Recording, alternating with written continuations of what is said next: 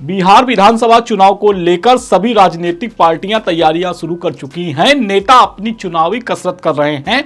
हर सियासी दल अपना समीकरण सेट करने की पूरी कोशिश कर रहा है। सबको उम्मीद है कि बिहार की जनता उन पर भरोसा करेगी और वोट देकर जिताएगी। खासकर पीएम मोदी ने भी चुनाव को लेकर राज्य में दौरे तेज कर दिए हैं।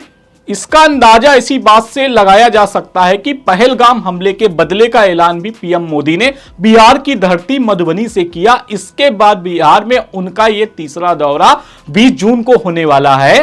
दोस्तों, सवाल यही है कि पीएम मोदी के लिए बिहार इतना अहम क्यों हो गया है, आपको बताएंगे। बने रहना होगा वीडियो में अंत तक। नमस्कार, आप देख रहे हैं 24 अड्डा न्यूज। मैं हूं आपके साथ शुभम अवस्थी। नरेंद्र मोदी ने 2014 से प्रधानमंत्री पद की कमान संभाली है। तब से बिहार में 50 दौरे किए हैं। एक बार फिर से बिहार में प्रधानमंत्री नरेंद्र मोदी 20 जून को आ रहे हैं। अब इनका पड़ाव होगा सीवान में। यहां वे एक और चुनावी रैली को संबोधित करेंगे। यही नहीं, यहां से वे देश को 7,170 करोड़ की सौगात भी देंगे। दोस्तों, प्रधानमंत्री नरेंद्र मोदी का बिहार दौरा बार बार खास क्यों हो रहा है, आपको बताते हैं। सबसे पहला कारण है बिहार विधानसभा चुनाव 2025। दरअसल अब से पहले जब तक सुशील कुमार मोदी जिंदा थे, जो बिहार में भारतीय जनता पार्टी के डिप्टी सीएम थे, वे बिहार चुनाव का पूरा मैनेजमेंट बखूबी से संभाल लेते थे।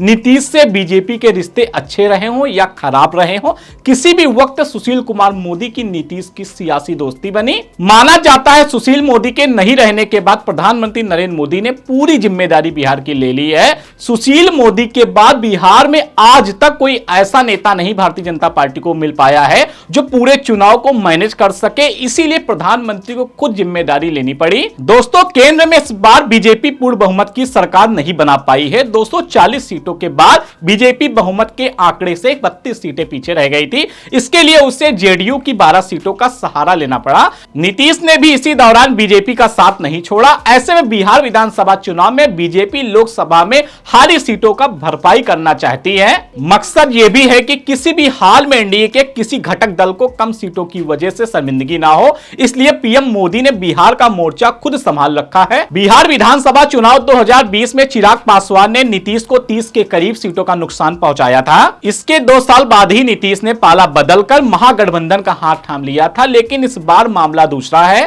चिराग पासवान हर जगह नीतीश कुमार की तारीफ कर रहे हैं। इसके पीछे भी पीएम मोदी की रणनीति को ही आधार माना जा सकता है। अब सबको पता है कि किसी एक का भी नुकसान एनडीए में सबका नुकसान साबित होगा। चिराग और जिस तरीके से नीतीश कुमार भारतीय जनता पार्टी की केंद्र सरकार का हिस्सा है, यही वजह है कि पीएम मोदी एक बार फिर बिहार में आकर शायद यह भी तय करना चाहते हैं कि इस बार किसी के साथ भी किसी भी तरह की कोई किचकिच बिल्कुल ना हो। कुल मिलाकर बिहार इस बार पीएम मोदी के लिए लोकसभा के बैटल ग्राउंड से कम नहीं है।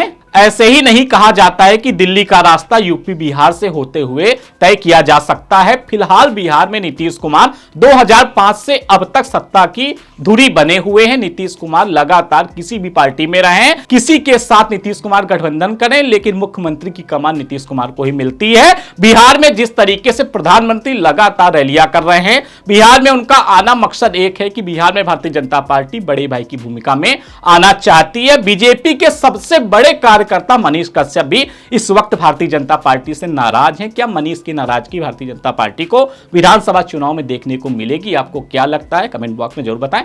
देखते रहें 24 अड्डा न्यूज। नमस्कार।